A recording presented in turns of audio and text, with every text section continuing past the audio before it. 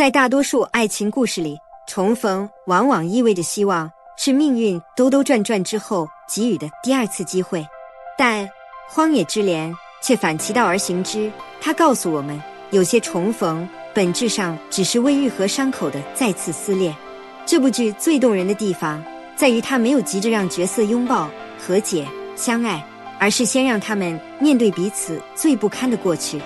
7年的时间并没有抹去记忆，反而像一层厚厚的沉积物，把所有情绪压得更深更重。观众在观看时很容易产生一种奇妙的代入感，你仿佛不是在看他们，而是在看曾经的自己。那些没有说出口的话，那些误会，那些倔强的自尊，都在这部剧里被一一还原。更残忍的是，这种还原不是温柔的，而是带着刺的。它提醒你，时间从来不是解药，它只是让伤口变得不那么明显。所以当这场重逢发生时，它不是开始，而更像是一场迟到了7年的审判。7年前的他们其实并没有真正选择分开，而是被现实一点点推向分离。很多人误以为爱情的结束是一个明确的决定，但在现实中，它更像是一种缓慢的崩塌。易因的自尊是他最坚固的防线，也是他最脆弱的地方。他太清楚自己与沈相之间的差距，所以哪怕再喜欢，他也不敢表现得太明显。而沈相的骄傲则让他无法用正确的方式去表达情感。他习惯掌控，却从未学会如何去理解别人。两个人都在用错误的方式保护这段关系，结果却适得其反。那句我学会不恨你，其实隐藏着更深的一层含义。他不是不恨，而是已经没有力气继续恨了。因为恨需要情绪的持续投入，而当一个人经历了太多失望之后，他会选择关闭情绪。这是一种自我保护，但也是一种放弃。而那颗被塞进笔记本里的糖，看似微不足道，却象征着青春最真实的遗憾。爱存在过，但从未被好好表达。如果当时他们多一点勇气，结局会不会不同？但人生最讽刺的地方就在于，你永远无法用现在的成熟去修补过去的幼稚。7年后的重逢，没有想象中的激烈冲突，反而是一种极度克制的对峙。这种安静才是最令人窒息的地方。成年人之间的关系往往不像年轻时那样直接，他们更擅长隐藏情绪，用礼貌和距离来保护自己。但越是这样，越说明他们在意。奶茶店的那句少冰3分糖，之所以让观众破防，是因为它太真实了。人可以刻意忘记一个人，但很难忘记与那个人相关的细节。这些细节会在不经意间暴露内心。沈相或许已经习惯了没有他的生活，但他的身体没有。而整理碎发的那一幕，则是情感压抑的极致体现。他想靠近，却又不敢越界。这种矛盾是成年爱情中最常见也最痛苦的状态，因为他们都明白，一旦再次开始，就必须面对过去所有的问题，而不是每个人都有勇气再经历一次。这种沉默不是冷漠，而是一种更深层的挣扎。他们在试探，在克制，在等待对方先迈出一步。但问题是，如果两个人都在等待，那这段关系是否注定再次错过？如今的观众早已看腻了那些刻意制造甜蜜的爱情桥段。荒野之恋的特别之处在于，它几乎不提供糖，却让人无法自拔。原因很简单，真实比甜更有杀伤力。医院那句她是我妻子，看似浪漫，实际上却充满复杂情绪。这不是一个单纯的告白，而是一种带有试探意味的冒险。他在用一句话去撬动他的情绪，而依因的反应也不是单一的感动或愤怒，而是多种情绪的叠加。这种复杂性让角色更加立体，也让观众更容易产生共鸣。真正的爱情从来不是单一情绪，而是矛盾的集合体。沈相的忏悔之所以打动人，是因为它足够真实。他没有为自己辩解，而是直接承认自己的错误。这种放下自尊的行为，在现实中是极其困难的。很多人失去爱情，不是因为不爱，而是因为不愿低头。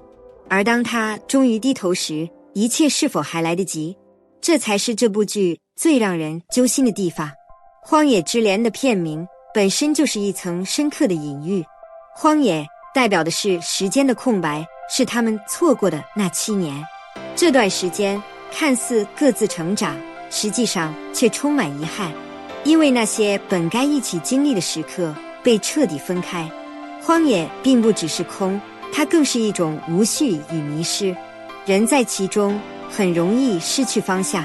而莲花则象征着纯粹与坚持，它生长在泥泞之中，却依然保持洁净。这种反差正是两人感情的写照。他们的爱情并不完美，甚至充满错误，但它从未彻底消失。问题在于，一段在痛苦中存活下来的感情，是否还能回到最初的样子？导演用大量画面去强化这种对比，荒凉的景象与温柔的情感并存，让观众在视觉上也感受到那种撕裂感。这不仅是爱情的隐喻，也是人生的隐喻，因为我们每个人都会经历属于自己的荒野，而能否在其中开出莲花，取决于我们是否愿意面对过去。这部剧之所以能打动人，是因为它触碰到了一个普遍存在的情感命题——遗憾。几乎每个人的青春里都有一个没有结果的人，那个人也许并不是最适合的，但一定是最难忘的。我们之所以放不下，不是因为对方有多完美，而是因为那段关系没有结局。未完成的故事才最让人执着。荒野之莲没有刻意煽情，但它通过细节让观众自然地产生共鸣。那些微小的瞬间，比如一个眼神，一句未说完的话，都足以勾起回忆。而时间不会治愈一切，这一点是很多人不愿承认的现实。时间只是让我们学会了如何与伤痛共存，而不是彻底消除它。